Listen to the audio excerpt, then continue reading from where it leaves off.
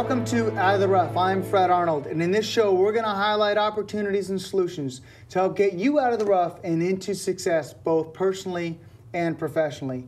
In these tough economic times, I want to provide you practical solutions with many of life's challenges.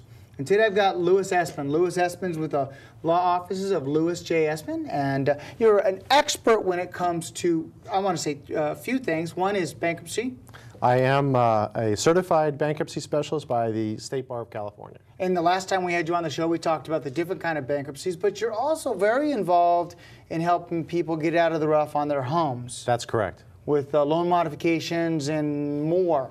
Yeah, it's really a menu of items that I help people to get through. And when people come into my office, I usually go over what their options are, whether it be loan mods, short sales, foreclosure, or the bankruptcy choice. So let's just talk about a few of those, which are, we're seeing more and more short sales. What is it, and what are we seeing out there?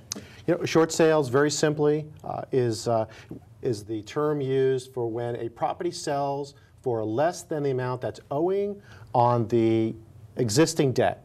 Usually in this town, there's a first and there's a second.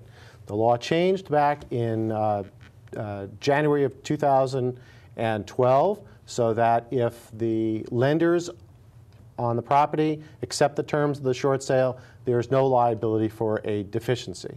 It's the extension of the anti-deficiency statute. Now, that's going to last till the end of the year, right? Did they renew that law, or is that a federal law? That's the federal debt relief, whatever alphabet soup they came up. Okay, so this is a little bit differently. It is. This is under state law. If you had a purchase money loan, they were not allowed to pursue the deficiency.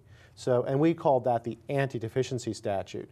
It's something that, as I'm a co-author of a book on mortgages and deeds of trust, and something we discuss a lot. And it's that the lender cannot pursue the difference between what they receive at foreclosure and what is ultimately owed.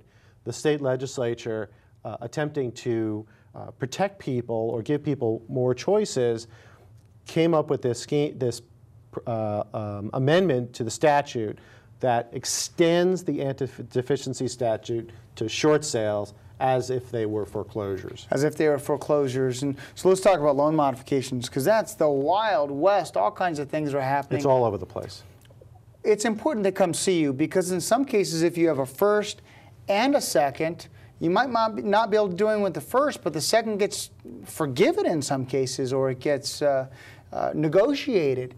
Tell us about that dynamic that you see with all the different moving pieces. Yeah, and the moving pieces is a very good description. We say that there's a lot of pieces to the puzzle, and my job is to try to show people how the puzzle fits together in different ways depending upon the choices that they make. When it comes to loan mods, people need to realize that there's no law governing loan mods. The loan mods are done at the discretion of the lenders, the servicers, and the investors of the loan. And so it's really up to them to decide how they're going to, if any, modify the loan. It's usually the first that's being modified and not the second. The second, sometimes what we're able to do is negotiate a lump sum payment to the second to make them go away. We're able to do that much more effectively after someone's gone through, say, a Chapter 7 bankruptcy. They've discharged the underlying debt, so they're making payments on the first. We've gone to the second, negotiated lump sum payouts. In one instance, more recently, we've gotten the entire second forgiven and the lien released. That was a real home run. Yeah, you get the whole thing. The whole thing's gone. It goes bye-bye. Right, exactly. And you know, the one thing that I always tell people when they call me at our firm to ask us questions about it is it is the Wild West. What you get from one company is not what you're going to get from the other. But let me ask you, there seems to be a sense that there was laws or something created, agreements created. Tell me about the $25 billion settlement that the banks had, and are they required to give you a mod? Tell me more about that, because there's a lot of myths out there, or has it not been settled on what the settlement money's for? Well, there's several settlements. The one that you hear most about is the $25 billion settlement that was reached with the state's Attorney General and the U.S. Attorney General.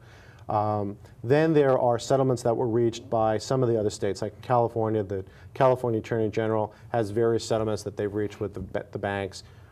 For example, one with Wells Fargo on pick-a-pay loans. Okay, so I've read that settlement agreement, and you would think that they would be required under the settlement to make a loan mod, but what they did is they tied it to the net present value, so that if the bank, Wells Fargo, thinks that they're going to get more out of the foreclosure than the loan mod, they turn somebody down. We have a situation like that going on now. The $25 billion settlement, that's being monitored out of Washington, D.C.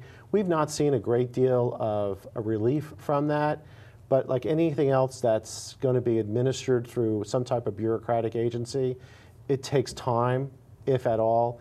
But the nice thing is that, for example, the U.S. trustee that presides over the administrative bankruptcy cases, they signed off on that.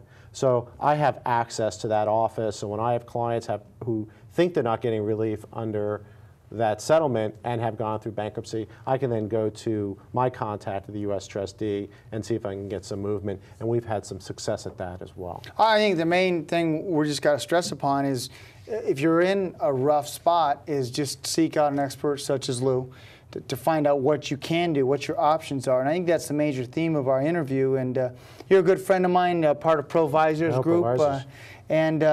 How can those that want to reach out to you to get great information? Well, they could go to my website, which is esbinlaw.com. ESBIN? ESBINLAW.com. Everybody knows the www goes in there first. Yeah. So it's esbinlaw.com. Great information on my website. We're going to be updating it, but it's whatever's on there, most of it is my doing, so it's reliable. That's the best way to reach me. It gives you all my contact information. My office is on the Old Road. We're at 25129, the Old Road, Suite 114 in Stevenson Ranch. My phone number is 661-254-5050. And that's the best way to reach us, and we're available to help people out. Thanks again. Appreciate you coming on the show again. Always a pleasure. And providing great information. We're going to jump to a quick break, and we'll be right back.